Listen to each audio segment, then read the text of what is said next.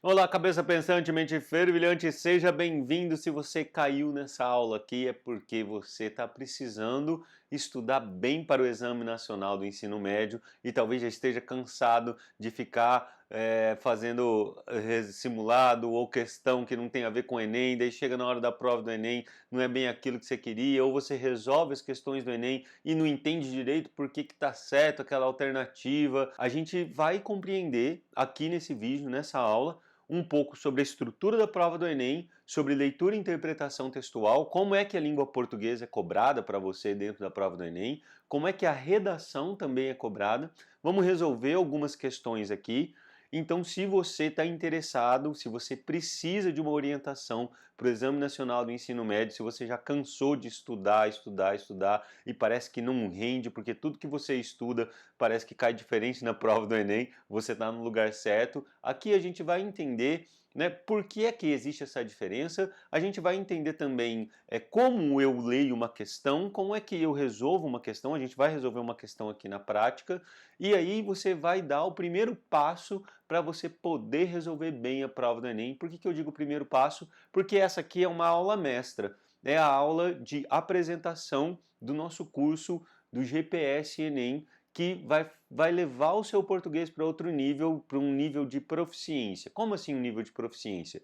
Nível de proficiência é quando você compreende aquilo que o texto diz de uma maneira clara e objetiva e também escreve de uma maneira clara e objetiva. Isso acontece do dia para a noite? Não, isso não acontece do dia para a noite. Se você tem dificuldade em português, se você tem facilidade em português, você vai perceber que aqui é uma maneira um pouco diferente de aprender a língua portuguesa. Na verdade, é muito diferente porque são coisas que a gente não aprende na escola e eu tenho 20 anos de carreira como professor, posso falar muito bem sobre isso porque a gente acaba ficando preso em alguns currículos, né, um currículo geral, não que isso seja ruim, mas que o nosso curso ele é focado para o Exame Nacional do Ensino Médio. Talvez você encontre outros cursos que vão falar sobre português e falam muito bem sobre isso, não é uma questão de ser melhor ou pior, mas de ser adequado. A gente aprende gramática, aprende a história da literatura, todos os gêneros literários. Essas aprendizagens elas são necessárias em determinado ponto, mas elas não são aplicáveis diretamente na prova do Enem. E o nosso objetivo aqui é fazer com que você consiga, nessa aula, já dar o primeiro passo para poder perceber a ponte entre aquilo que você aprende na escola e aquilo que você aplica no Enem. Como o nosso curso é específico do Enem, ele é voltado para a resolução dessas questões e, obviamente, para o grande fantasma dos que fazem o Enem, que é a redação do Enem. Então, para quem que vai servir essa aula e se você é uma dessas pessoas que precisa dessa aula, é bom que você fique até o final, porque eu tenho certeza que vai mudar completamente o seu jeito de ver a língua portuguesa, de estudar a língua portuguesa e de estudar também outras áreas do conhecimento e, além disso, de compreender melhor os textos, de ter mais vontade, porque às vezes você pega um texto, lê e parece que ele não disse nada. Daí você lê uma questão ainda do Enem sobre o texto, daí parece que ele disse nada com nada. Aí você fala, meu Deus, esse examinador é um maluco, de onde que eles tiram essas coisas? Você vai entender de onde eles tiram essas coisas aqui nesse vídeo e vai perceber como é que resolve uma questão que parece que você não entende nada, mas na verdade você entendeu algumas coisas. Talvez você não compreendeu o que é que ele está pedindo como problema naquela questão. Então, esse é um dos pontos muito importantes. Então, fique até o final da aula para poder compreender isso de uma maneira mais profunda, das estruturas do texto. E se você é uma pessoa que quer estudar português, então, para quem que não é essa aula? Para quem, né, quem é que não deveria estar aqui, por exemplo, e às vezes achou que ia encontrar uma coisa e vai encontrar outra? Já quero ser bem objetivo e claro. Não vamos tratar sobre gramática aqui diretamente, aquela gramática fria, analítica. A gente vai tratar de uma gramática funcional, né? Dentro do curso principalmente. Então, se você gosta, né, desse estudo de gramática, de objeto direto, objeto indireto, verbo transitivo direto, objeto direto preposicionado, quais são as classes gramaticais, etc. Isso não é aplicável ao Exame Nacional do Ensino Médio, então a gente não vai trabalhar com isso. Decorar as características dos estilos literários também não é aplicável, não vai se satisfazer com essa aula. Gabarito, estudar quais são o percentual de gabarito. Então, Ah, o percentual de letras D na prova, então eu vou assinalar C, vou chutar. Não ensino a chutar. Modelos prontos de redação. Se você está atrás de um modelo pronto de redação, eu sinto muito, não vou poder ajudar, porque esses modelinhos prontos, eles acabam mais distorcendo o seu texto e trazendo uma linguagem Frankenstein, porque você pega uma linguagem de outra pessoa, com alguns pensamentos que você acha que teve ali, e coloca isso no meio de um texto, pode ser prejudicial e pode fazer você zerar, inclusive, na redação. E eu, como professor de língua portuguesa, quero que vocês compreendam e utilizem a língua portuguesa como ferramenta, não só de leitura, interpretação e resolução de questão, mas como ferramenta de aprendizagem, porque daí você vai poder aprender direito, física, matemática, né, que são as duas principais, digamos assim, matérias que os meus alunos têm medo tremendo, enfim, ai meu Deus, eu vou mal em física, eu vou mal em matemática. Na verdade, é interpretação. Conversando com os professores de física e matemática, a gente percebe que a interpretação é um problema de espinha dorsal, da coisa que é estrutural. As pessoas, os alunos, as pessoas de forma geral, elas tendem a não interpretar o texto, a não interpretar o enunciado, a não relacionar a língua portuguesa com o conhecimento científico, ou a língua portuguesa com a linguagem matemática, e assim por diante. Então eu quero que você tenha essa maior facilidade, se você está atrás disso, de aprender de verdade. Porque, afinal de contas, eu não posso... a processo de aprendizagem, ele demanda de quem? Do professor. Então, aqui você vai aprender, né? Eu vou dar tudo de mim, o máximo possível, e demanda do aluno. Então, inclusive, eu não gosto nem de chamar de aluno, eu gosto de chamar de estudante, né? Porque estudante é aquele que estuda e o aluno é aquele que se matricula. Então, matriculado, muitos de vocês estão. Agora, estudando ativamente, né? Buscando, compreendendo, perguntando, questionando, revisando. Isso é um processo de estudo. Aí a gente está falando diferente. E se você quer melhorar, inclusive, esse seu processo de estudo e de aprendizagem, aqui é o lugar certo. Aqui, nessa aula, a gente vai trabalhar, vou apresentar o curso para vocês do GPSN em Linguagens de Redação, mas não só isso. Principalmente, eu quero que você entenda, que você mude a chave sobre como eu estudo português, né? Porque isso é fundamental para você desenvolver a sua comunicação dentro da profissão, dentro da sua formação superior. Então, se você quer adentrar um ensino superior e cursar a faculdade de verdade, é isso que você precisa muito da língua portuguesa. Pode perguntar para qualquer universitário o tanto de síntese, de resumo, de apresentação e de resolução de prova e provas e questões abertas de uma folha de almoço e por aí vai, que são necessárias para você poder ser um profissional excelente e ter destaque dos demais. Se você se comunica bem, com certeza você vai ter um destaque em relação àqueles que não sabem nem mandar uma mensagem de WhatsApp. Né? Falando em mensagem de WhatsApp, quantas vezes a gente manda uma mensagem escrita e aí a outra pessoa fala, mas não entendi. E a gente acha que a culpa é da outra pessoa. E na verdade, a culpa de quem fala e a pessoa não entende é de quem fala e não de quem está entendendo mal. Né? A maneira como você fala com as pessoas deve estar adequado com quem está ouvindo. Será que você é claro em todas as mensagens que você escreve? Então, tudo isso, mais um pouco, a gente vai trabalhar aqui. E para a gente estruturar tudo isso, vamos pensar qual que é o ponto de partida, então, da prova do Exame Nacional do Ensino Médio. Se você está aqui, se você quer estudar, se você está disposto a aprender e a melhorar o seu estudo, vamos agora daqui para frente. Se você quer decorar, quer umas formuletas, quer umas coisas prontas, quer estudar uma gramática linda, maravilhosa, essa aula não vai servir para você, eu sinto muito. E a gente pode se ver em outros momentos nas redes sociais aí para tratar sobre isso separadamente. Vamos a essa aula então, que ela é importantíssima para quem vai fazer o Exame Nacional do Ensino Médio e quer ter um rendimento bem proveitoso e entrar no ensino superior, no curso que você tanto deseja. Vamos lá! Uma das coisas que eu mais gosto de ensinar em língua portuguesa é um caminho sem volta. A partir do momento que os meus alunos começam a ler e interpretar uma coisa, eles nunca mais leem o texto da mesma maneira. E eu vou provar isso aqui para vocês. E além disso, a qualidade do que a gente ensina e a qualidade do quanto você estuda também vão mudar. Eu não quero que você estude um monte, eu quero que você estude um tanto significativo, não dá para estudar 5 minutos também, mas que você tenha proveito no seu momento de estudo. Acho que essa é uma das principais formas da língua portuguesa. Então já vou dar 2 dicas aqui importantíssimas para vocês. 3 coisas. Leitura, então você vai ter que ter uma leitura, né, de compreensão científica, estou falando de todas as áreas do conhecimento agora. Você vai ter que registrar isso de alguma maneira, você vai sintetizar aquilo que você leu de alguma maneira. Pode ser um mapa mental, se for o que você mais gosta, pode ser um resumo, pode ser um tópico, pode ser por tópico. Beleza, registrou 3 coisas. Se você fizer essas 3 coisas, eu garanto para você que você vai parar de esquecer as coisas. Explicar.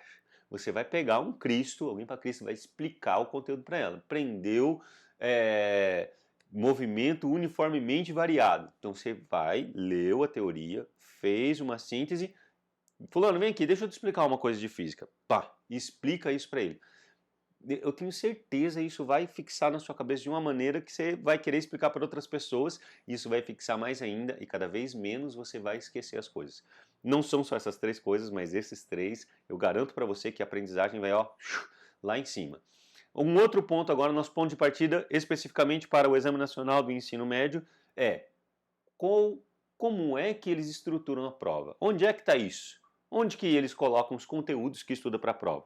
Porque uma das coisas aqui dos problemas que você tem é, o professor dá uma coisa na sala, a hora que eu chego no Enem eu encontro umas questões que tem e outras que não tem. Eu olho para, ué, mas de onde que saiu isso aqui? Saiu do mesmo lugar onde saiu aquele conteúdo que você vê em sala. Mas o Exame Nacional do Ensino Médio, ele tem uma coisa que eu gosto dessa imagem aqui, para poder fazer com que vocês entendam essa relação. Nessa imagem, não é um alvo, tá? São 3 círculos concêntricos que nós temos aí. Olha só que linda a matemática também. Esses 3 círculos concêntricos que vocês estão vendo aí, eles trazem para a gente coisas em comum, certo? Mas nem tudo que está no círculo de fora está no círculo de dentro, né? E de dentro e de dentro. Então a gente tem 3 círculos e são esses 3 círculos que marcam a estrutura da matriz do Enem. O que é a matriz do Enem? A matriz do Enem é um edital do Enem. É onde estão os conteúdos, é onde está como é a forma como é cobrada. É ali que os caras que fazem as questões do Enem têm que olhar para eles poderem fazer aquela questão para você resolver na prova. Então, se você sabe isso, estamos aqui um passo para o lado agora, no caminho certo, num caminho mais curto, num caminho mais fácil para você resolver a prova do Enem. Olha lá, quando a gente pega essa matriz de referência, a gente percebe que ela é estruturada a partir de eixos cognitivos. O eixo cognitivo aqui então é aquele círculo maior, aquele círculo grandão, aquele círculo de fora. Por que é o círculo de fora? Porque ele abrange todas, eu disse todas, as áreas do conhecimento. Então as 4 provas que você tem, elas são todas orientadas pelos eixos cognitivos. E quais são esses eixos? O que eles estão escritos ali? Dominar linguagens, compreender fenômenos, enfrentar situações, problemas e por aí vai. Só em linguagem, você já viu língua portuguesa e você acha que é só língua portuguesa. Não. Olha lá, matemática, artística, científica. Matemática, linguagem? Sim. A linguagem numérica, linguagem matemática. É uma linguagem de uma lógica diferente da lógica verbal, certo? É uma lógica não verbal. Mas isso aí a gente não vai tratar. Vamos para enfrentar situações, problemas. Eu quero mostrar para vocês o quão importante é a língua portuguesa aqui.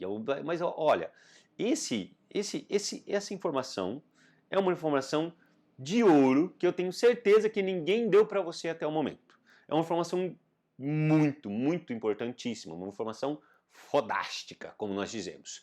Então você tem na competência 3 da redação e no eixo cognitivo 3, você tem basicamente a mesma estrutura de compreensão. Olha essa relação aqui, para todas as áreas do conhecimento. Olha se isso não vai mudar o seu enfoque para a prova do Enem. Selecionar, organizar, relacionar e interpretar dados e informações representados de diferentes formas. Imagem, texto, gráfico, para tomar decisões e enfrentar situações problema. Olha que maravilhoso isso. Então quer dizer que tem questões ali na sua prova E para quem está na primeira série, se você é uma pessoa que já está adiantada aí, quem está na primeira série agora no ano de 2022 sabe que vai enfrentar uma prova que ela vai ser uma prova aberta, dissertativa, né? Nas áreas de ciência, dos outros conhecimentos, nas áreas de história, de sociologia, geografia, matemática, física, química, vão ter questões abertas para vocês. Mas vamos com calma, andorinhas. Vamos com calma. Então, selecionar, relacionar e interpretar para enfrentar situações e problemas. Olha que maravilhoso foi isso quando a gente olha lá no documento, todos esses dois documentos eles são, né, do INEP, que é responsável por fazer a prova do Enem. Eu não estou inventando isso aqui, não fui eu quem fiz. Eu peguei lá do governo, né? O Exame Nacional do Ensino Médio, feito pelo Instituto de Pesquisa Anísio Teixeira, ele as prerrogativas são essas daqui, vocês têm acesso a isso aqui, é só dar um Google lá, matriz de referência Enem, cartilha da redação Enem, vocês vão encontrar isso aí. Então, nas competências do Enem, o que são essas 5 competências? Elas são 5 critérios de avaliação. Então, a competência 1 é de 0 a 200 e assim por diante. Cada competência vale de 0 a 200. Então, nessas competências aqui, eu quero chamar a atenção de vocês para a competência 3, que nós temos as mesmas ações. Selecionar, relacionar, organizar e interpretar. Informações, fatos, opiniões, argumentos em defesa de um ponto de vista. E aí, se você for ver lá no momento da redação, a hora que está a frase temática, está escrito assim: utilize todo o seu conhecimento adquirido ao longo da sua formação. O que é que ele está querendo dizer com isso? E aqui você já tem o primeiro círculo bem delimitado. Nós temos os eixos cognitivos, que eles estão associados a todas as áreas do conhecimento, e você pode e deve utilizar essas áreas do conhecimento para construir a sua argumentação e defender um ponto de vista. Veja bem, meu querido, quão valioso é isso para você que fica lá procurando. Meu Deus, e agora? O que eu vou escrever na redação? Oh, meu Deus, será que eu consigo? Será que eu preciso de uma inspiração divina? Vou rezar muito? Não, só concentra e tenha técnica. Saiba resolver e estruturar. São coisas assim, são passos simples, mas com uma objetividade clara, bem encaminhado, com um jeito certo, o jeito mais adequado de fazer. Se você fica estudando e treinando e treinando e treinando e treinando e treinando redação e não constrói um repertório através daquilo que você estuda para as outras áreas, você está estudando para sociologia, filosofia, para geografia, para história, para física, para química, para biologia, você está também adquirindo conteúdo para argumentar para a prova. Ele quer que você faça essa correlação. Então não perca aquilo que você está estudando no momento que você está escrevendo uma redação. Muito bem, terminamos o primeiro círculo e vamos agora ao segundo círculo, aquele que é um pouquinho menor. E a gente vai seguindo esse documento aqui do INEP e chegamos à matriz de referência de linguagens, códigos e suas tecnologias, e vocês vão encontrar das outras 3 áreas também, competência e habilidade. Aplicar tecnologias da comunicação. Vamos lá, compreender e usar a linguagem corporal. Então isso aqui vai ser mais para educação física e arte. Depois, compreender a arte, nananana. E aí eu quero aqui exemplificar para vocês a competência 5. Analisar, interpretar e aplicar recursos expressivos das linguagens, relacionando textos com seus contextos, mediante natureza, função, organização, estrutura, nanana. Aí a habilidade 15. Estabelecer relações entre texto literário e momento de sua produção. Alguma dessas coisas vocês chegaram a aprender efetivamente dentro da escola? Não. Não aprende. A gente não aprende habilidade e competência. Você não sabe do que está sendo tratado aqui. Esse aqui é o nosso círculo do meio. Então, quer dizer, olha só que bonitinho. Você tem ali os eixos cognitivos, grandão, abrangendo tudo, e agora você tem as competências e habilidades, esse eixo do meio, direcionando os eixos cognitivos. Estão dentro dos eixos cognitivos, correlacionando eles. E lá no meio, o que a gente tem? A gente tem os objetos de conhecimento. Aquele conteúdo que você vê na escola. Então, sim, o Enem cobra aquele conteúdo que você vê na escola e você vai entender isso agora. Como é que ele cobra isso? Olha só a correlação que a gente está fazendo entre a habilidade, competência e o eixo cognitivo e agora os conteúdos. Quando você vê esse documento aqui, ó, Anexo, objeto de conhecimento associado às matrizes de referência. Linguagens, códigos de tecnologia, e você tem aqui, de novo, das outras 3 áreas, tudo nesse documento aqui na matriz de referência. Olha só como é que é esse conteúdo aqui, ó. Estudo do texto literário. Relação entre produção literária e processo social, concepções artísticas. Então, concepção de arte. Né? Procedimento de construção e recepção do texto. Então, como o texto se constrói? Quais são os gêneros textuais utilizados na literatura? Quando esses gêneros foram utilizados? Por que esses gêneros foram utilizados? E aí eu vou dar um exemplo aqui para a gente poder fechar essa parte e você entender o que são essas 3 esferas concêntricas aqui, de uma vez por todas, que o tio usou como imagem para você entender o que é que o Enem cobra de você. O Enem cobra de você, então, que você tenha determinadas competências e habilidades dentro de eixos cognitivos, dentro de eixos do conhecimento, dentro de formas de conhecer as coisas e de demonstrar que você conhece essas coisas, resolvendo problemas, por exemplo, e ele cobra determinados conteúdos. Então, quando você tem um Gonçalves Dias, por exemplo, Gonçalves Dias, ele pertence ao romantismo, é um poeta do romantismo. Por que é que ele escreve a Canção do Exílio? Minha terra tem palmeiras onde canta o sabiá, as aves que aqui gorjeiam não gorjeiam como lá, e assim por diante. Ah, é para exaltar a natureza, que é uma característica do romantismo. Ótimo! Isso aí você vai encontrar no enunciado. E aí, nas alternativas, vai estar qual era a intenção do Gonçalves Dias ao fazer um poema exaltando a natureza do Brasil. E aí você buga totalmente porque você pensa, meu Deus, mas para quê? Para quê? Para quê? E aí você vai entender a relação entre texto e contexto, que tinha a ver com aquela habilidade 15, tinha a ver com aquela competência 5 e tem a ver com aquele conteúdo sobre o texto literário.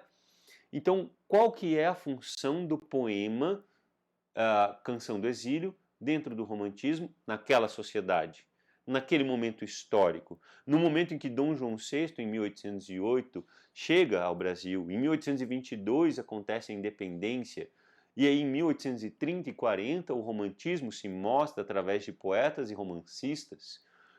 O que eles querem? O que eles querem com as histórias que eles contam?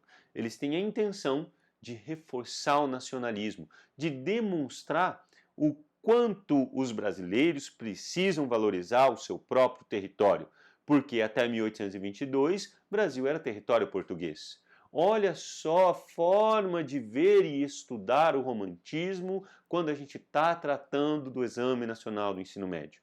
Não é só decorar as características literárias, né? É você perceber, por exemplo, que os adjetivos românticos, adjetivos, agora a gente está falando um pouco de gramática, um pouco de literatura, nós temos que misturar isso. Os adjetivos do romantismo, eles servem para demonstrar um ponto de vista idealizado sobre a realidade. O quando que você tinha pensado sobre isso? Por que é idealização no romantismo? Porque é uma forma de você ver a realidade. Estão percebendo, estão acompanhando comigo, já anotaram o quanto você tem isso? Então pega uma caneta e um papel agora e anota essa linha de raciocínio que nós temos o texto articulado com o contexto, articulado com as características, e aí nesse contexto a gente tem história, a gente tem economia, a gente tem a política que dialogam com o texto feito nessa época. Compreendida essa parte, então eu vou mostrar para vocês como é que nós podemos utilizar isso a nosso favor e algumas pessoas que já conseguiram resultados em relação a isso. Existe uma fantasia em torno da nota 1000 do Enem. Cada vez mais um número de pessoas que tiram 1000 está reduzindo. Eu gostaria que isso aumentasse. Esse é um dos motivos que eu faço um curso e dou aula de português, porque a língua portuguesa ela é feita para que você se comunique melhor, para que você entenda melhor as coisas.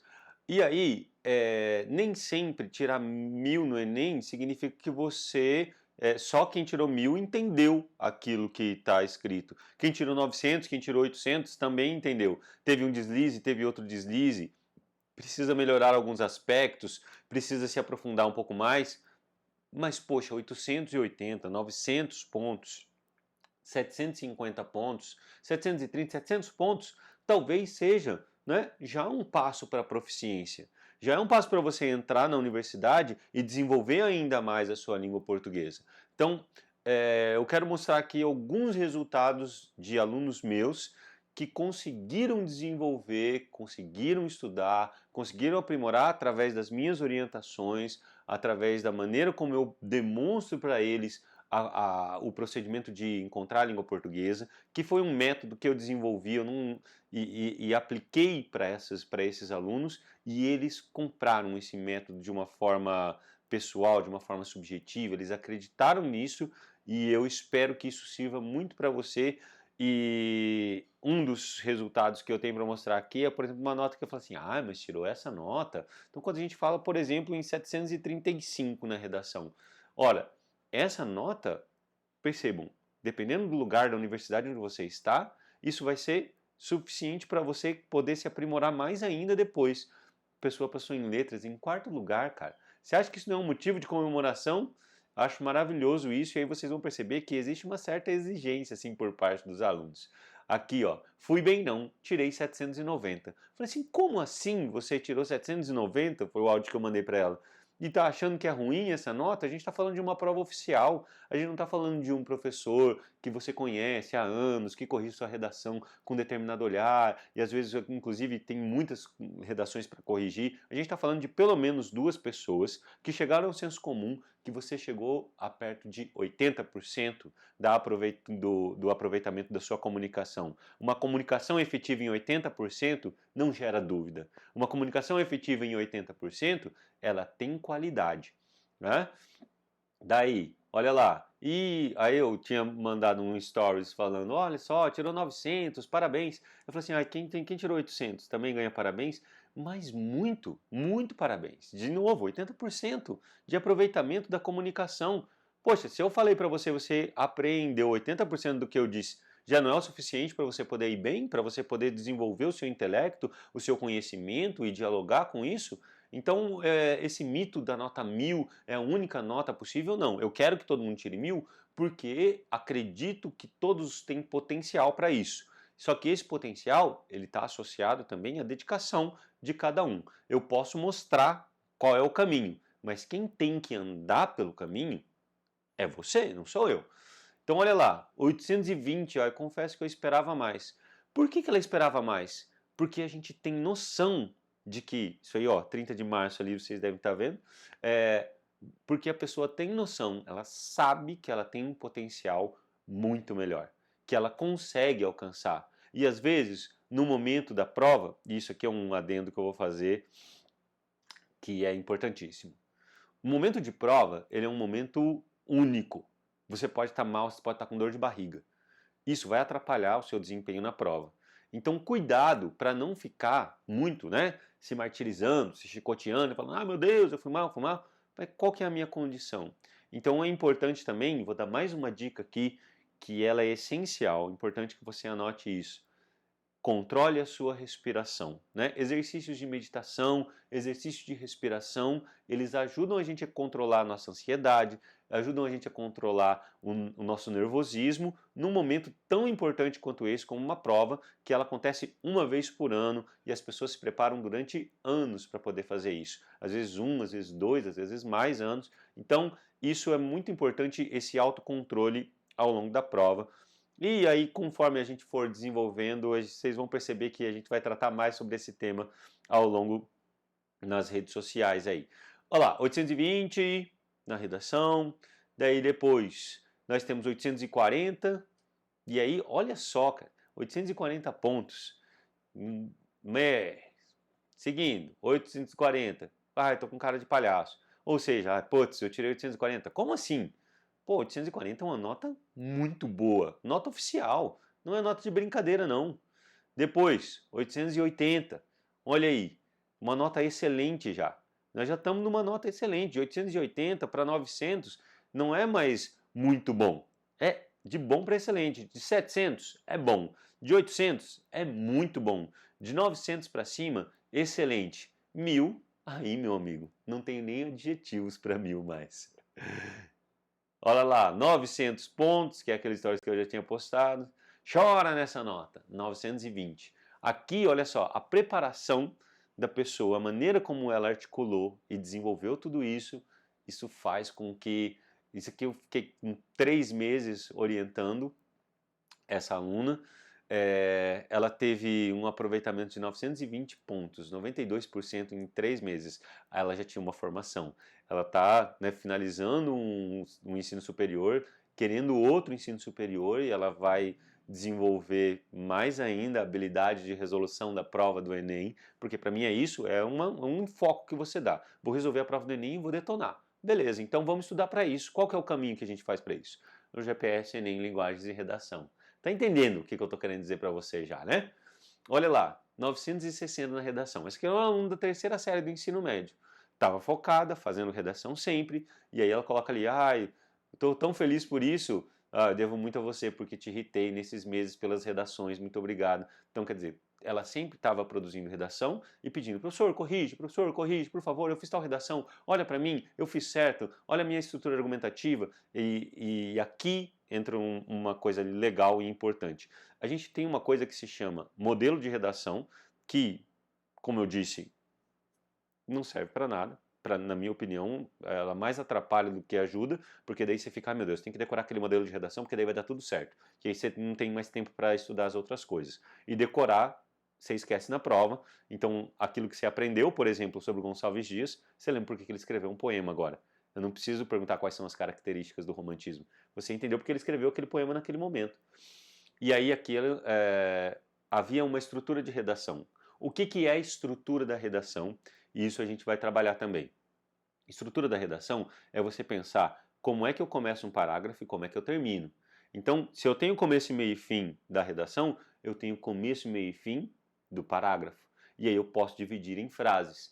Essa estrutura já preparada, já pensada, ela ajuda você e orienta você na hora que você vai resolver. Não dá para decorar as coisas para você poder chegar e fazer, ah, meu Deus, agora pronto, agora está tudo certo. Seguindo, tem mais gente? Teve mais gente que conseguiu. 880 pontos. Esse garoto aqui, ele terminou a primeira série do ensino médio recentemente. Assim que ele terminou, ele fez o Enem, um pouco antes de terminar.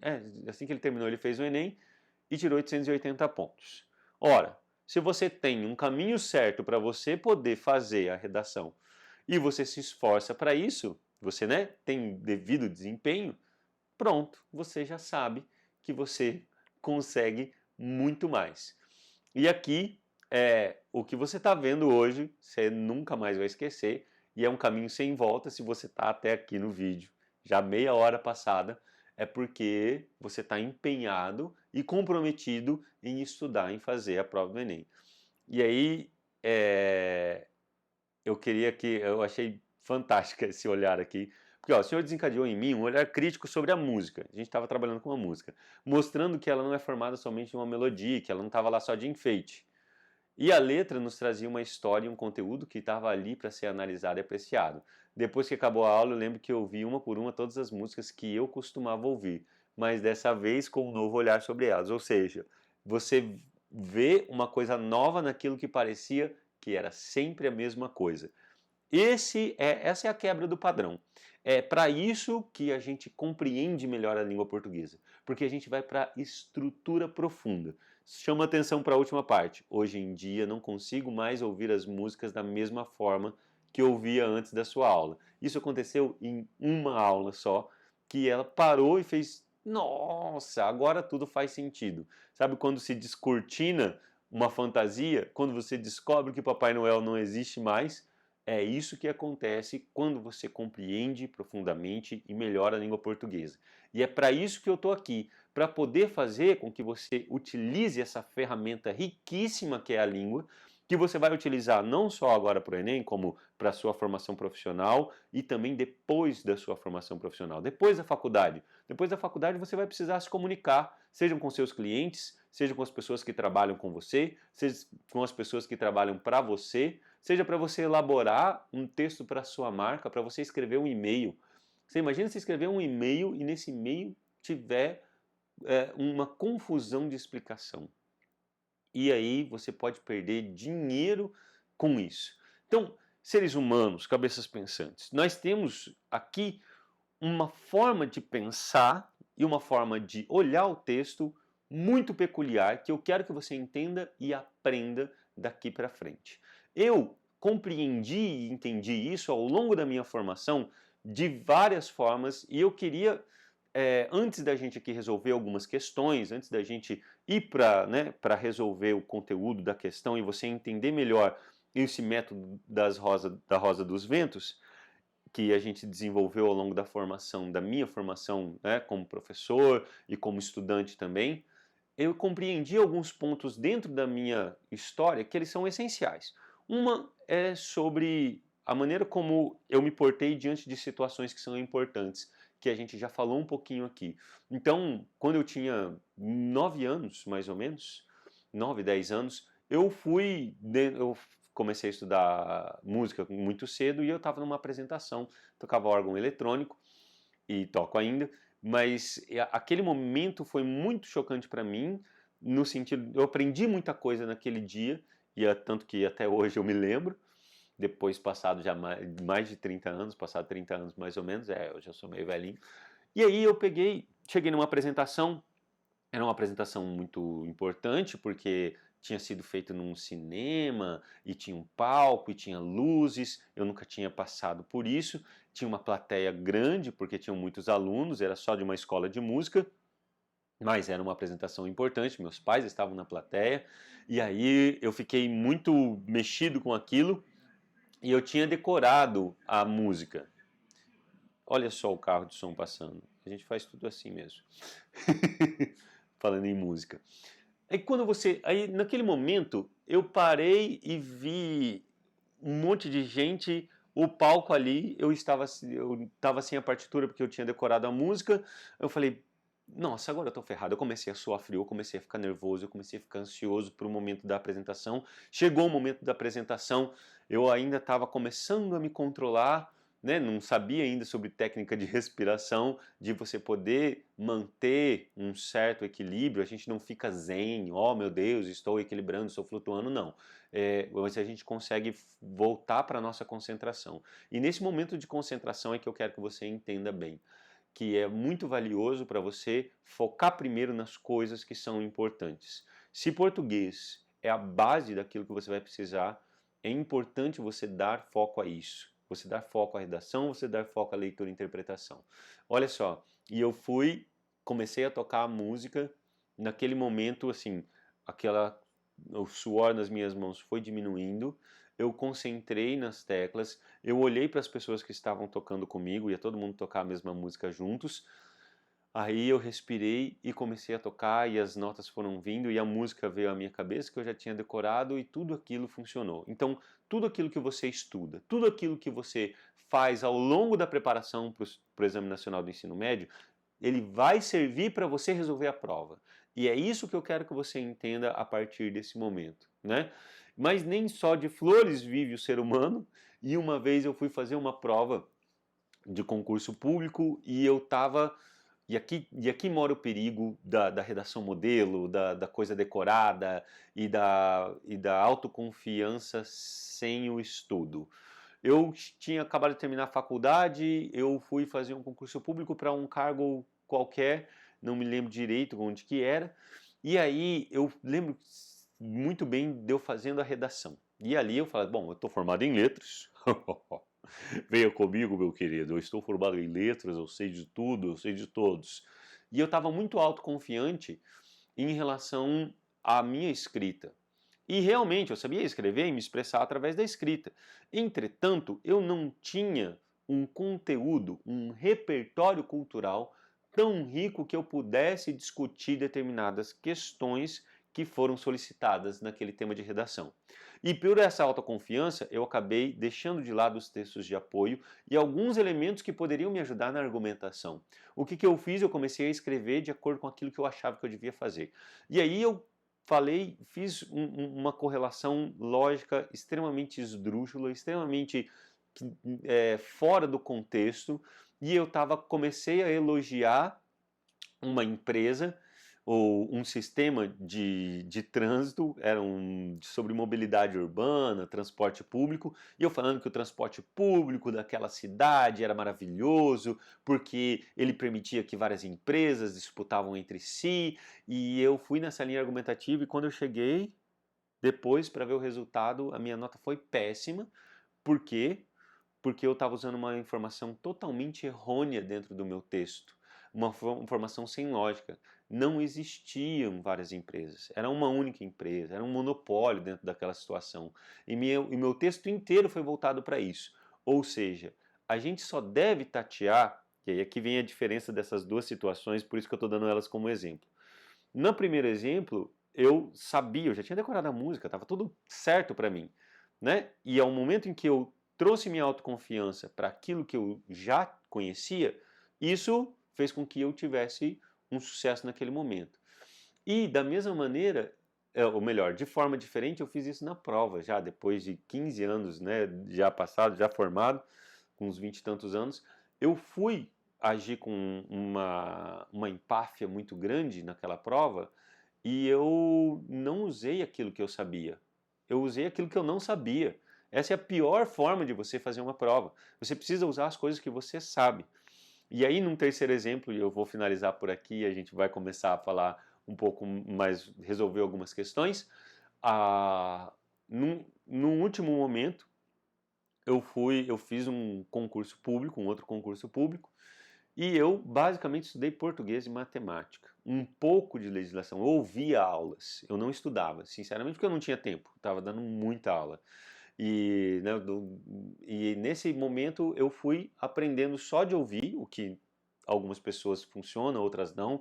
Para mim funciona mais ou menos. Eu fiz poucos exercícios e ainda assim, usando leitura e interpretação, usando o conhecimento matemático que deu tempo de estudar naquele momento, eu consegui ser aprovado num concurso público só com isso. E tinham outras matérias que eram tão importantes quanto, né, que tinham tantas questões quanto, tinham um peso bastante importante naquela prova. E naquele momento eu fui aprovado e fui convocado para fazer parte do quadro de funcionários desse concurso público. Já era o segundo concurso público que eu fui aprovado, através do uso da língua portuguesa. Basicamente isso. Eu sou professor da rede pública e agora estamos entrando numa outra área dentro do concurso público. Em breve vocês vão saber isso aí. Bom, então por que o tio está contando todas essas histórias? Porque os exemplos, eles são as formas mais objetivas de ensino. Se você sabe uma coisa, usa aquilo que você sabe em prol do seu resultado, para você ter bastante resultado. Se você está aprendendo o que aqui até agora? O que você anotou aqui até agora? Qualquer coisa, volta o vídeo, começa e vê de novo. Porque você tem elementos que você vai utilizar. Não jogue fora aquilo que você aprendeu. Não fique focando ou nervoso com aquilo que você não vê na prova. Muito bem, vamos então agora à compreensão do que vem a ser a rosa dos ventos. Yeah.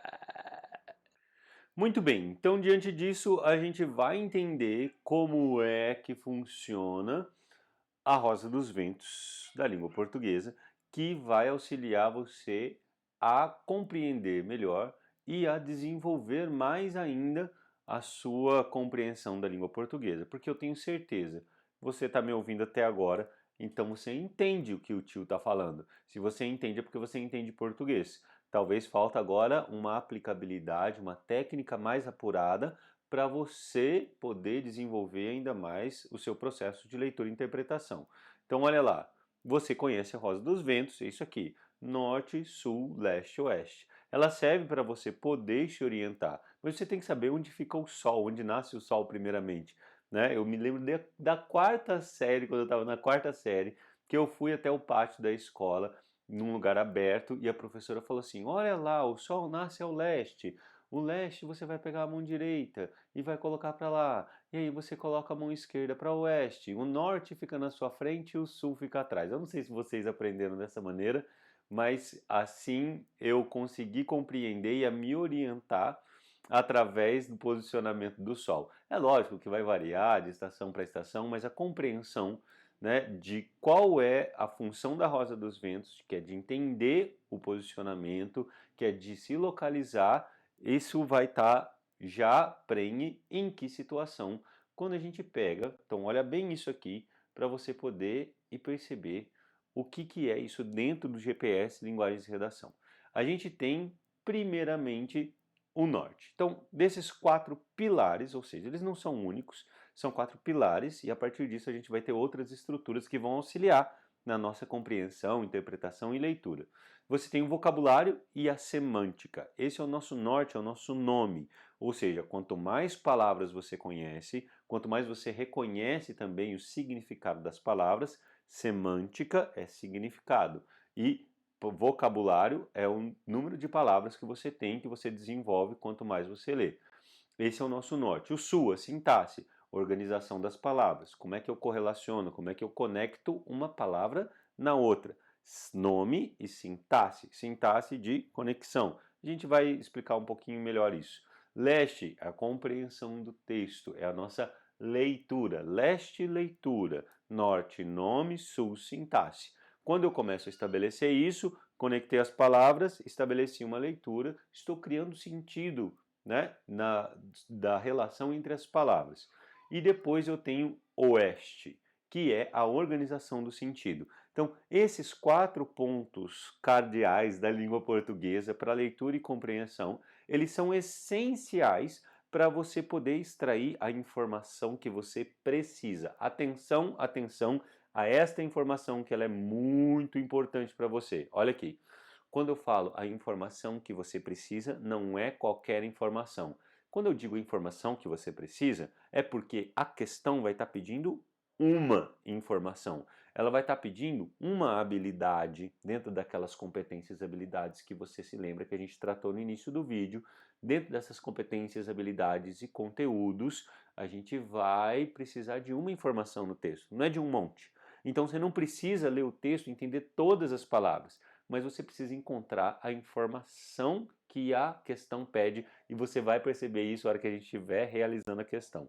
Vamos entender um pouquinho melhor esse método para você poder usar aí na resolução, nos seus estudos, na forma como você conseguir. E se você perceber que isso realmente está te ajudando, você pode adquirir o curso e fechar isso. Mas a gente vai conversar um pouco sobre o curso depois.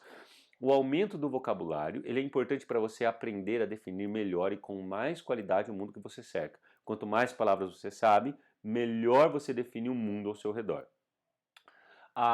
Os nomes, substantivos, adjetivos, advérbios e também os verbos, eu chamei de nome aqui todas as classes de palavras, certo? Não é nome só substantivo.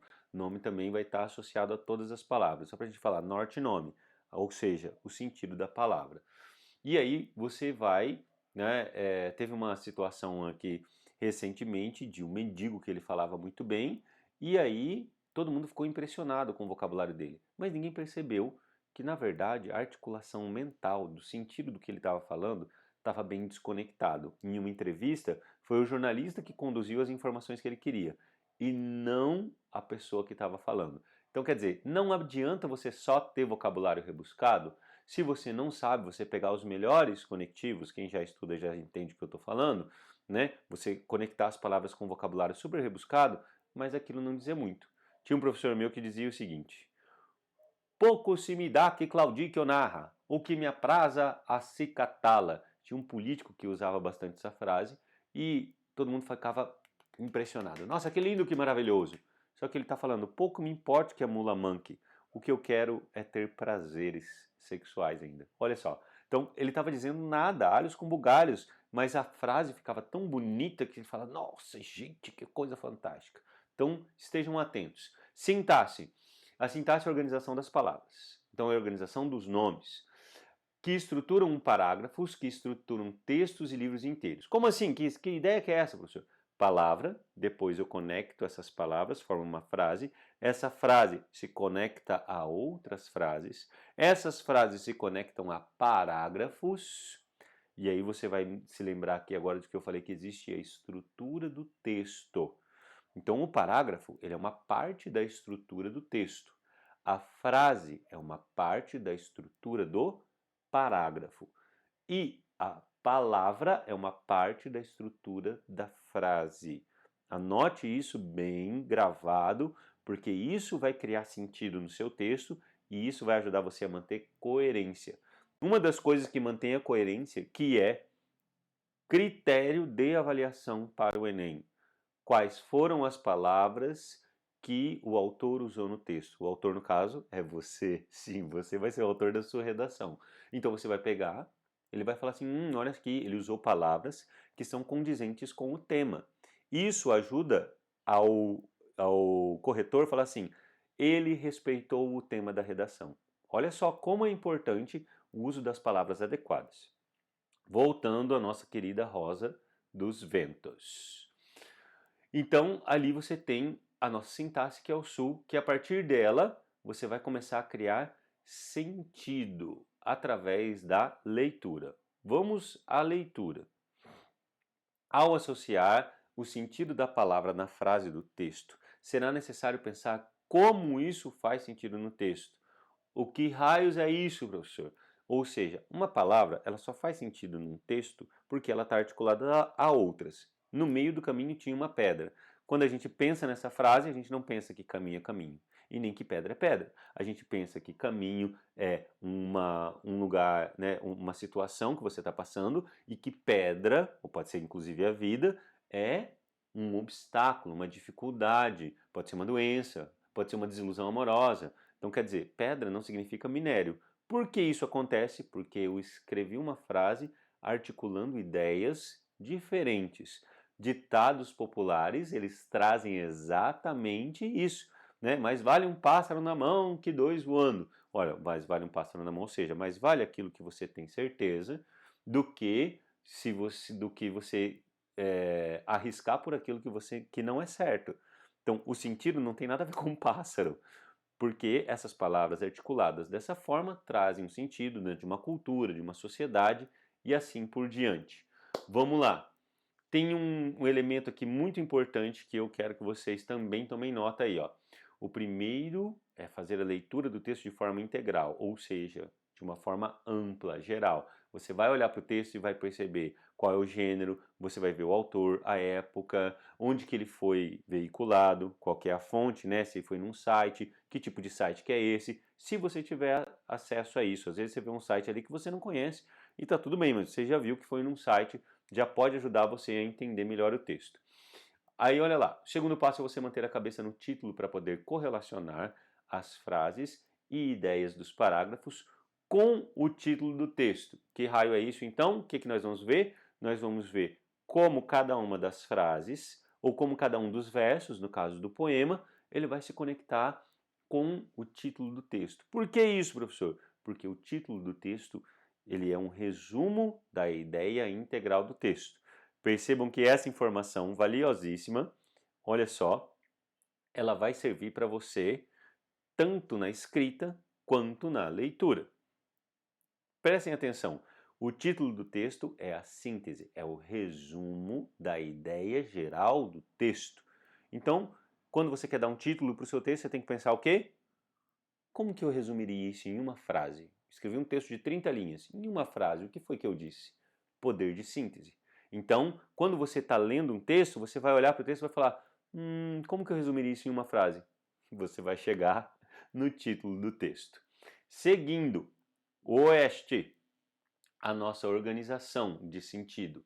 E aí, isso vai permitir que essa organização de sentido traga para a gente uma interpretação. O que vem a ser interpretação? É aquilo que não necessariamente está explícito no texto. Pode ser relacionado à dedução, pode ser relacionado à inferência. Inferir é quando você percebe o que o texto quer dizer, a ideia que está por trás dele. Quando eu falei mais vale um pássaro na mão que dois voando, você teve uma compreensão interpretativa da frase que eu disse, porque você percebeu que aquela sequência de palavras não diziam exatamente o que o significado de pássaro quer dizer, e nem de mão, e nem de voo. Cada uma dessas palavras se ampliou em significado e isso deu uma compreensão do que a gente chama da compreensão das entrelinhas do texto, do discurso, daquilo que está sendo dito na ideia e não necessariamente pelas palavras. Por fim, esse é o momento em que a rosa dos ventos do português ela vai vai se completar e ela vai impulsionar. Agora você já sabe, você tem um outro nível de leitura. Você não vai mais ficar lendo palavra por palavra aleatoriamente e o que esse texto quer dizer. Não, você vai articular as palavras. E isso é só o começo, meus nobres, porque depois, nesse passo a passo do GPS Enem, a gente vai encaminhar certinho aquilo que você precisa. Então, a partir disso, você vai conseguir enxergar uma estrutura de base, que normalmente apresenta duas ideias centrais que podem se reafirmar ou se contrapor.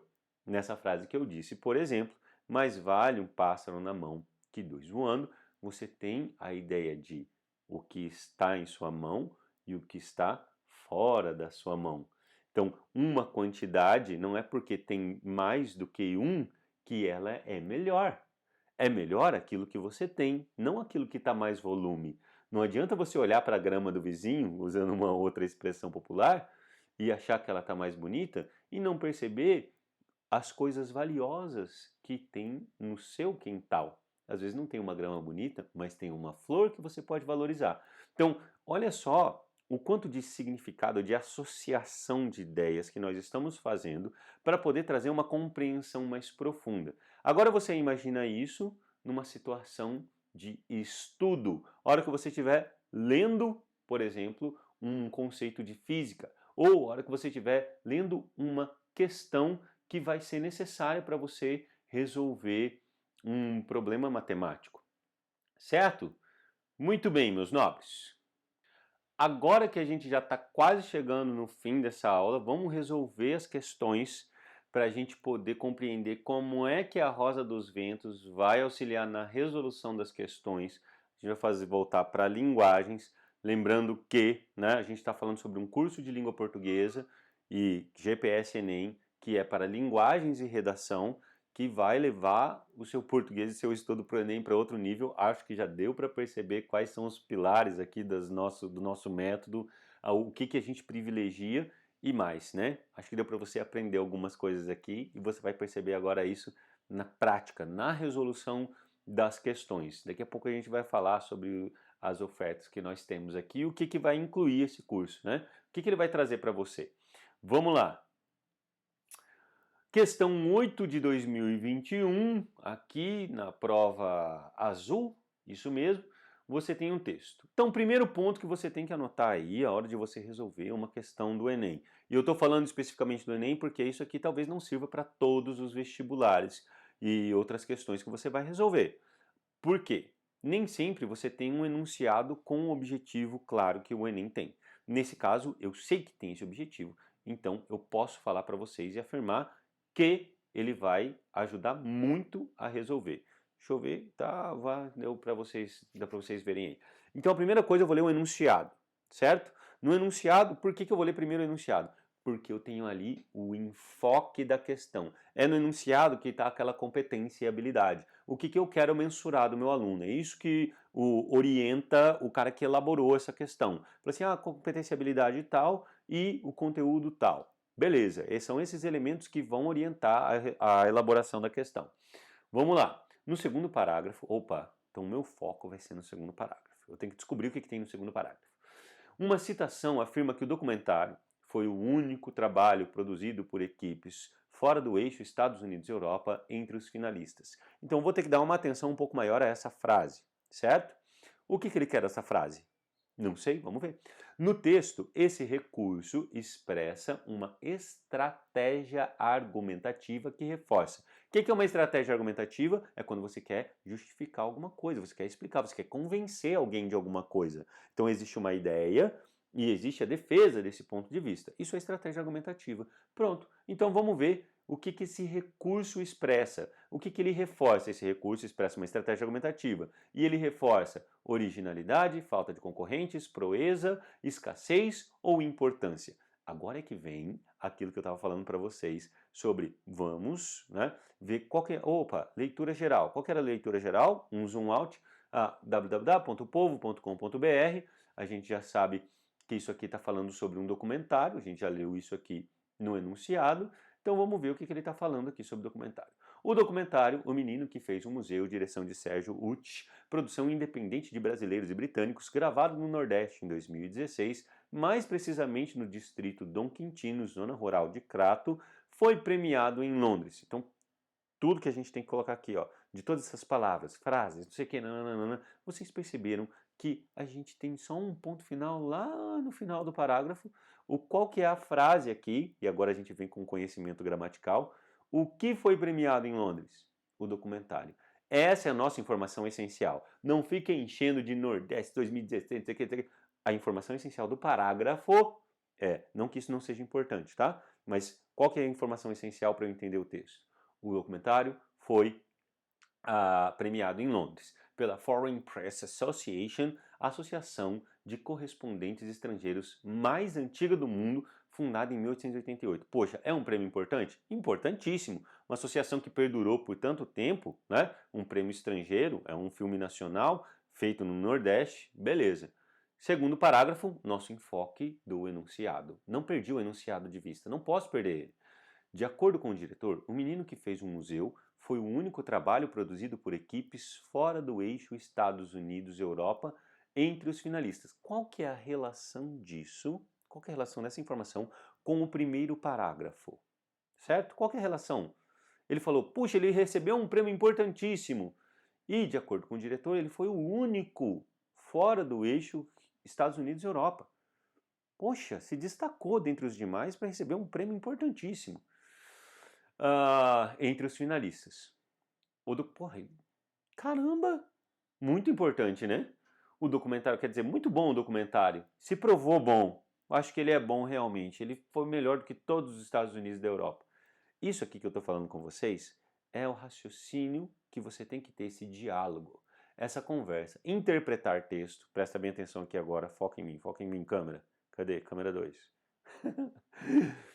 Ó, o que você tem que entender é qual que é o objetivo da questão. A hora que eu estou lendo o texto, eu estou lá pensando, ele quer aquela frase, beleza. O que está dizendo? Poxa, olha só, é realmente importante esse título. Puxa, ele foi o único fora desse eixo?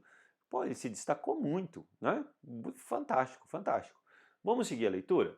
O documentário conta a história de um Brasil profundo, desconhecido até mesmo por muitos brasileiros. É apresentado com o carisma de Pedro Lucas Feitosa, 11 anos. Quando tinha 10 anos, Pedro Lucas criou um Museu Luiz Gonzaga. É um documentário, ele fala sobre questões reais, lembra disso?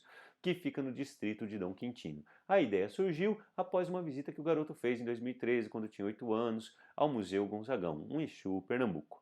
Pedro decidiu criar o próprio lugar de exposição para homenagear o rei e o local, o rei e o local escolhido foi a casa de sua bisavó já falecida, que fica ao lado da casa dele na rua Alto de Antena, disponível em O Povo. Então ele mesmo quer o quê? Quer o quê? Quer o quê? Quer o quê? Quer o quê? Ele quer que a gente identifique no segundo parágrafo que essa frase foi o único trabalho produzido por equipes fora do eixo Estados Unidos-Europa entre os finalistas, é um recurso argumentativo e expressa e reforça a ideia. Que ideia que ele está reforçando?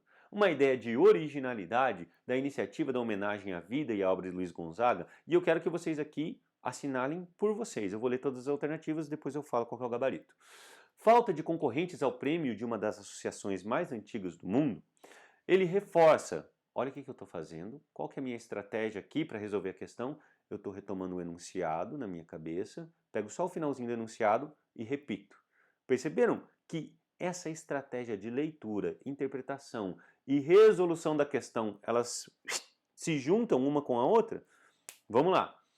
Proeza da premiação. Então ele reforça a proeza da premiação de uma história ambientada no interior do Nordeste brasileiro.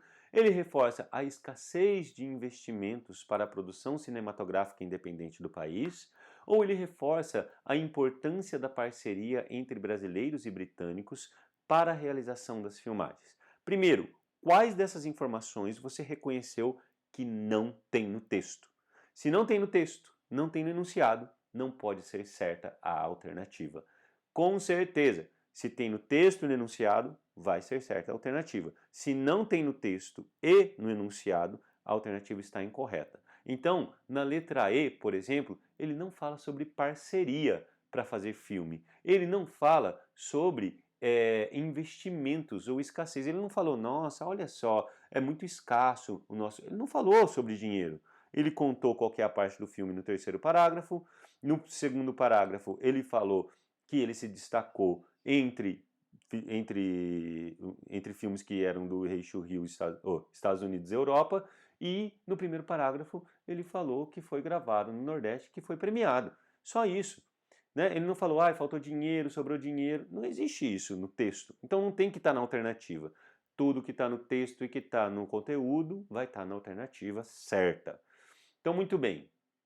Escassez e importância não tem a ver com o conteúdo do texto. Proeza de premiação tem a ver, então, se destacou entre os demais, e uma história ambientada no interior do Nordeste. Parece interessante. Vamos ver as outras. Falta de concorrentes ao prêmio. Ele não falou que faltou concorrente. Tinha pouco concorrente, por isso que ele ganhou. Não, ele se destacou entre duas potências cinematográficas. Então, que é Europa e Estados Unidos. Então, não é falta de concorrente, ridícula essa alternativa. Originalidade da iniciativa de homenagem à vida e à obra de Luiz Gonzaga. Ele fala sobre a originalidade. Essa estratégia, então, duas que são coerentes aqui, né? Vamos a elas. A letra A e a letra C, que é a que você ia ficar, meu Deus, e agora? Só que com a Rosa dos Ventos, com o GPS Enem, você sabe qual é a alternativa correta. Vem comigo. Olha se não é muito claro isso, ó. No segundo parágrafo foi o único trabalho produzido por equipes fora do eixo Estados Unidos e Europa. Ele falou que isso reforça uma originalidade da iniciativa de falar sobre Luiz Gonzaga, é super original falar sobre Luiz Gonzaga, ou ele está falando sobre ser um destaque, uma proeza de uma premiação de uma história ambientada no Nordeste brasileiro. Qual das duas aqui, vamos voltar? Originalidade ou proeza? Ele falou em originalidade aqui? Ele falou, nossa, foi um filme super original, um filme único. Não, não é um documentário único. Ele coloca assim, ó, ele coloca como único trabalho produzido por equipes fora do eixo Estados Unidos. Então ele está falando aqui, ó, ele se destaca entre os demais por não estar associado a este eixo aqui. Então aqui, ó, ele ganhou um prêmio importantíssimo, um prêmio em Londres. Este prêmio em Londres, eles se destacaram porque não tem nenhum país, só esse país, só esse filme, só esse documentário foi produzido fora desse eixo. Ora, é uma proeza muito grande. Então aqui nós temos a alternativa correta. Letra C de cebola. Letra C de está tudo certo, meus queridos. Vejam bem como é que é a estratégia de leitura e interpretação. Eu peguei, a hora que eu cheguei no final, eu falei assim, opa, originalidade faz sentido. Mas isso está no texto? Isso está no enunciado? Isso é uma estratégia argumentativa? Isso torna o filme importante de acordo com o texto? De acordo com o texto que torna o filme importante, é ele ter sido premiado. Então, quer dizer, ele é premiado, dentre outros, que tem uma estrutura cinematográfica maior. Mas ele não fala sobre essa estrutura cinematográfica. Ele só coloca assim, ó, tá vendo como o cara é bom? Vamos à próxima questão. Nessa questão, eu quero que vocês notem o seguinte. Olha só, questão 15 e questão 16. Nós estamos na página 10 aqui, tá bom? Página 10 da prova. Você percebeu que em uma página você tem duas questões? Aí eu faço a seguinte pergunta para você. Vou fazer a seguinte pergunta e eu quero que você entenda bem. Será que é importante você ter uma leitura qualitativa? Será que é importante você ter traquejo, você saber como é que funciona uma leitura de texto para resolver uma prova de 30 páginas? Cada questão ela toma meia página de leitura, interpretação e análise e retomada de memória. Será que é importante leitura? O que você acha? Pensa aí. Vamos ver. Vamos resolver a questão. Começando pelo enunciado. Começa pelo enunciado. Vamos lá. O conto do Machado de Assis. Opa, conto do Machadão, massa. Então aqui, whisky não. Wisnik, Machado Machixe. O que é isso? Eu conheço esse cara, mas talvez você não conheça. São dois textos? Vixe Maria. Um homem célebre. Que é isso? Vamos lá. O conto de Machado de Assis faz uma referência velada ao machixe, gênero musical inicialmente associado à escravidão e à mestiçagem. Não é à toa que está escrito isso aqui. Isso aqui é para ajudar você a pensar na leitura que você vai fazer. Machixe, escravidão e mestiçagem. No texto 2, o conflito do personagem em compor obras do gênero. Obras do gênero?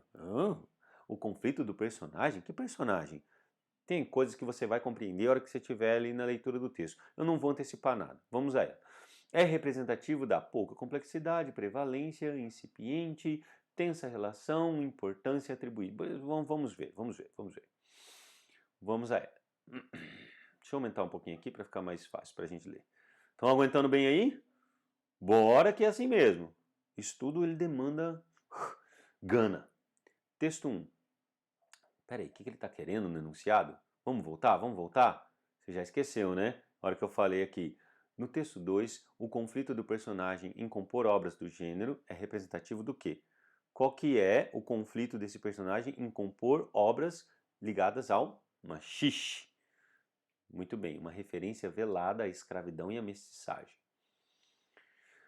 Correu à sala dos retratos, abriu o piano, sentou-se, espalmou as mãos ao teclado, começou a tocar alguma coisa própria, uma inspiração real e pronta, uma polca buliçosa, como dizem os anúncios.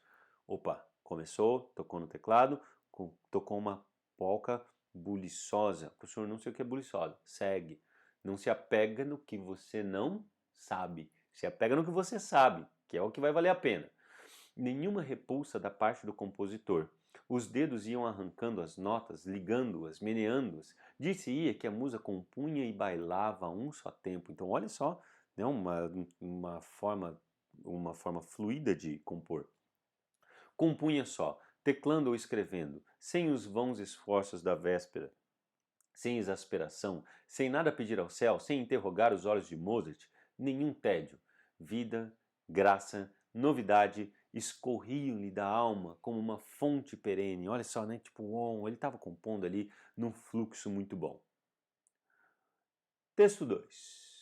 Um homem célebre expõe o suplício do músico popular que busca atingir a sublimidade da obra-prima clássica. Músico popular, a obra-prima clássica. Então é disso que ele está falando ali. É um cara que é um músico popular, mas ele quer alcançar o Mozart. Beleza. Pestana. Opa, peraí que eu pulei. E com ela, ou seja, e com essa sublimidade, a galeria dos imortais, mas que é atraído por uma disposição interior incontrolável, que o empurra implacavelmente na direção oposta. Então ele quer compor uma obra-prima clássica, mas empurra ele para outro lado. Qual que é a direção oposta, será?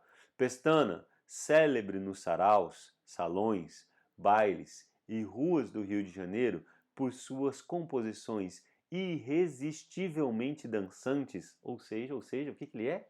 Ele é popular. Olha só como é que ele está contrapondo no texto o clássico e o popular.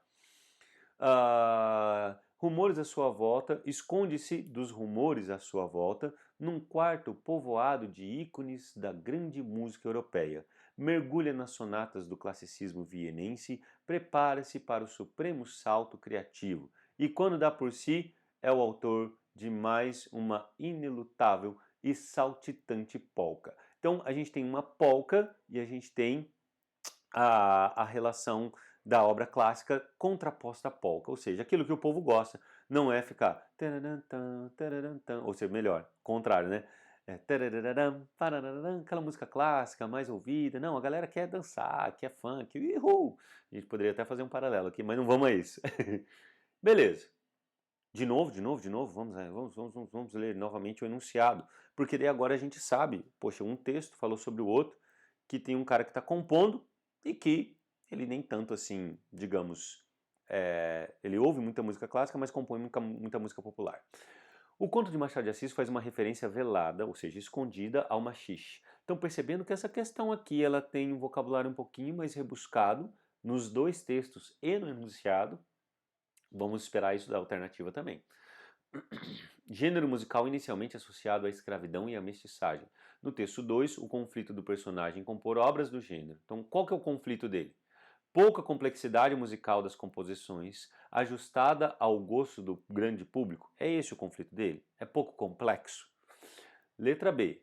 Prevalência de referências musicais africanas no imaginário da população brasileira. Então, o conflito dele é porque prevalece, é porque se destaca mais referências musicais africanas no imaginário da população brasileira. Esse é o conflito dele. Ele está num conflito de composição. Ele quer compor uma coisa, mas acaba compondo outra. Incipiente atribuição do prestígio social a músicas instrumentais feitas para a dança. Então, quer dizer, uma atribuição pressuposta ali do prestígio social das músicas. Então, quer dizer, as pessoas gostam mais de músicas instrumentais feitas para a dança. Tensa relação entre o erudito e o popular na constituição da música brasileira. Então, quer dizer, o que ele revela? Vamos voltar no enunciado. No texto 2, o conflito do personagem. O conflito é compor obras do gênero, é representativo, ou seja, esse conflito ele representa o quê? Uma pouca complexidade, uma prevalência de referências, uma incipiente atribuição ou uma tensa relação entre o erudito e o popular na constituição da música brasileira, ou ainda isso reflete, é representativo da importância atribuída à música clássica na sociedade brasileira do século XIX. É uma questão de uma profundidade muito intensa. Você já escolheu qual é a sua alternativa correta? O que está falando nos dois textos aqui, né? Ele está compondo aqui, está lá o compositor, a parte do compositor, e de repente ele compõe de uma vida, com graça, com fonte, e ele começa a tocar uma coisa própria, e aí as pessoas gostam do que ele toca, da maneira como ele expressa. E aqui um homem célebre, ele fala da dificuldade de um músico em agir entre a música clássica e atraído porque ele vai na direção oposta que a gente viu, que é a música que as pessoas ouvem nos salões. Olha só como é perspicaz a nossa metodologia de pensar as partes que ligam os textos. O conflito que é exposto no primeiro texto, no segundo texto e depois no enunciado, ele está associado ao que eu ouço, não é aquilo que eu componho. É pessoal o conflito dele, não tem a ver com o povo, não tem a ver com a maneira como isso é recebido pela sociedade. Aqui a análise do texto 2, principalmente, ela é voltada para a tensão que existe entre o que é popular, entre o que as pessoas gostam e aquilo que ele acha que deveria ser mais sublime, entre aquilo que é a música clássica, a música erudita. E aí ele fala no começo, ele não tinha mais os Mozart, não precisava mais do Mozart.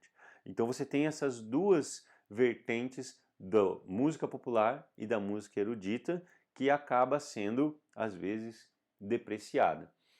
Muito bem, já compreenderam que é letra D, a alternativa correta, porque ela traz para a gente o texto, os dois textos, eles demonstram a relação entre o popular e o erudito.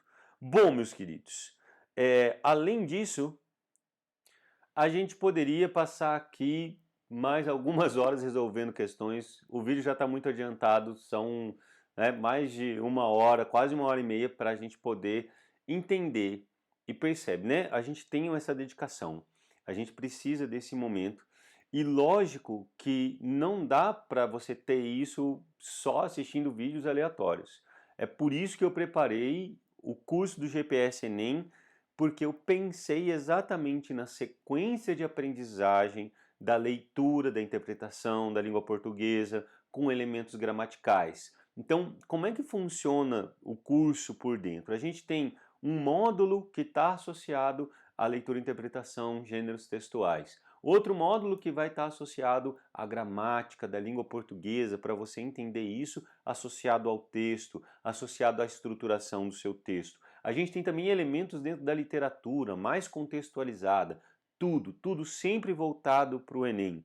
Tudo sempre focado e baseado na matriz de referência que vocês conheceram. E também a gente tem a parte de produção textual e redação orientando. São 70 aulas que você vai poder adquirir por menos de R$ 50 por mês, são 12 vezes de R$ 46, e o preço do curso, né, é para você conseguir efetivar a sua aprendizagem. Se você pensar que isso está associado a você conquistar uma vaga na universidade, que custa por mês, né, uma universidade particular, um curso particular, entre 1.000 e R$ 10.000, você imagina um curso de medicina com R$ 10.000 por mês, são 720 mil em 6 anos, que normalmente é o tempo de curso de medicina. Ou se você pegar R$ 5.000 por mês, né, são 60 mil por ano, vezes 5, vai dar 300, dá para comprar casa, comprar carro, comprar um monte de coisa.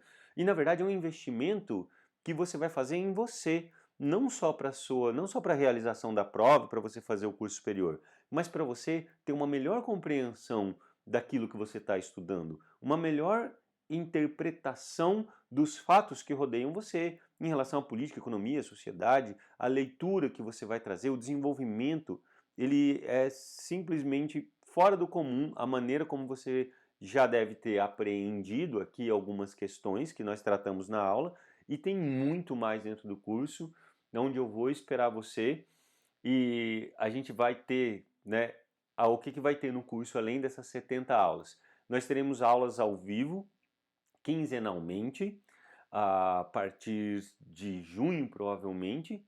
E então a gente tem uma referência agora de estruturação do curso, de aulas de tirar dúvidas. Então esses elementos que nós estamos trazendo, qualquer dúvida que você tenha, também você pode entrar em contato com a gente em relação a como funciona o curso, como funciona a compra. Você tem o botão aqui embaixo que é para você entrar no nosso curso, para você poder ter melhor compreensão. E se você entrou no curso, não, achei que isso aqui não serve para mim, eu gosto de aprender português de outra maneira, essa não é a forma como eu melhor compreendo as coisas, eu preciso de outro tipo, você tem 15 dias para experimentar essas aulas e poder fazer a devolução do seu dinheiro. Então a gente tem essa devolução em 15 dias. Por lei, são 7 dias que você tem direito a devolver. Eu dou mais essa semana para você estudar, porque em 15 dias dá para você conhecer o curso, os módulos, como são as aulas, como é que funcionam essas aulas, como é que funcionam as aulas ao vivo também, para você ter essa noção. Eu tinha falado em junho, mas eu errei, vai ser antes as aulas de 15 em 15 dias. Ela começa em maio mesmo. Então eu espero que você tenha um bom proveito tanto dessa aula que a gente trouxe aqui, quanto do curso que você vai conhecer por dentro. Ele é um curso único e exclusivo.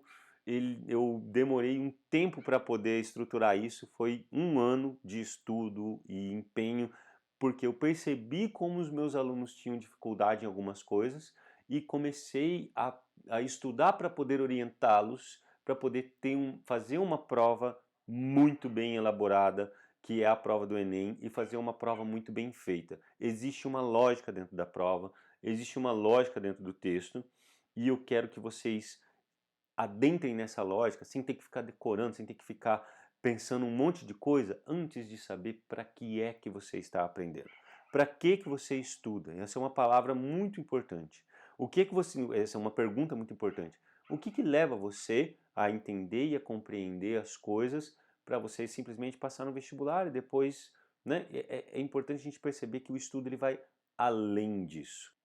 E lembrando que são R$ 46,90 por mês, você tem acesso a um ano o curso, você vai poder estudar e se aprofundar, e tenho certeza absoluta de que você não vai usar só para o Enem aquele conhecimento que você tiver no curso.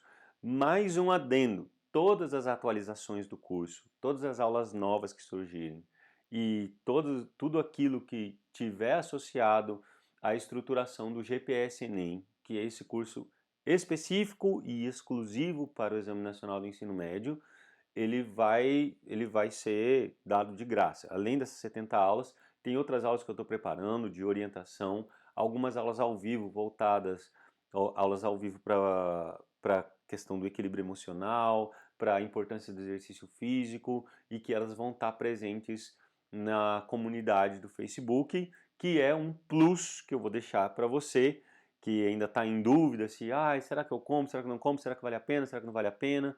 Nessa comunidade do Facebook, a gente vai colocar lá só alunos do GPS Enem com o intuito de estudo. É uma comunidade regulada, não é para discutir qualquer coisa, é para discutir conteúdo voltados para a resolução da prova do Enem.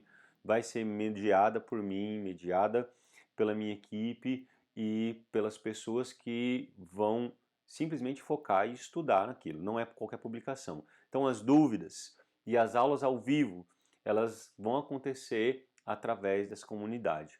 A gente vai ter também um grupo no Telegram que vai ser exclusivo para quem está no GPS Enem. Através desse grupo você vai conhecer e vai também saber sobre as coisas que estão saindo novas. Não, saiu uma aula nova. Então tudo aquilo que tiver associado ao GPS Enem e tudo aquilo que eu puder fazer para poder ajudar você a passar no Enem, que não seja estudar por você, porque isso você é quem vai ter que fazer, e esse diálogo, as dúvidas, o momento em que você estiver precisando de um auxílio, eu vou estar ao seu lado para poder impulsionar você para o ensino superior.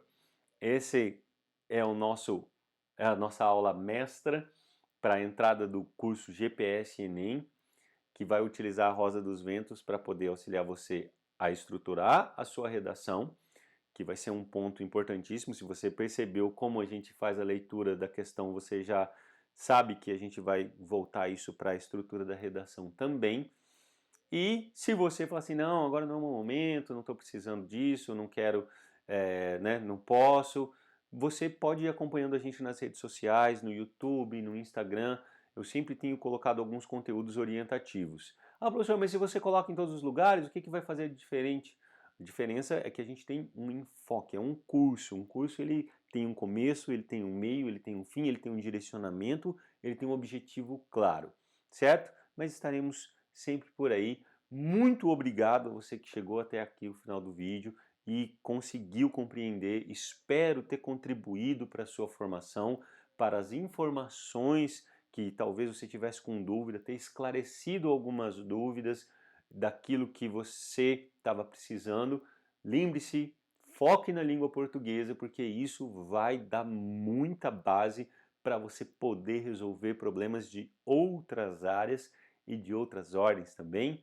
Mantenha sua leitura em dia, porque afinal de contas ela é uma forma de aprendizagem incomparável a outras.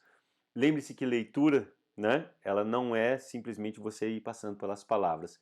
Ela tem uma lógica e espero que isso tenha auxiliado você a estruturar a sua lógica. Clica no botão abaixo, te vejo dentro do GPS Enem para a gente poder levar o seu português para outro nível. São apenas R$ 46,90 por mês, com 70 aulas, com aulas ao vivo e com orientações de ordens diferentes para a sua preparação do Enem. É o que eu pude fazer para poder te ajudar. E o que é que você vai fazer para poder se ajudar? Um abraço para você, cabeça pensante. Te vejo em outros canais. Até mais ver. Tchau, tchau.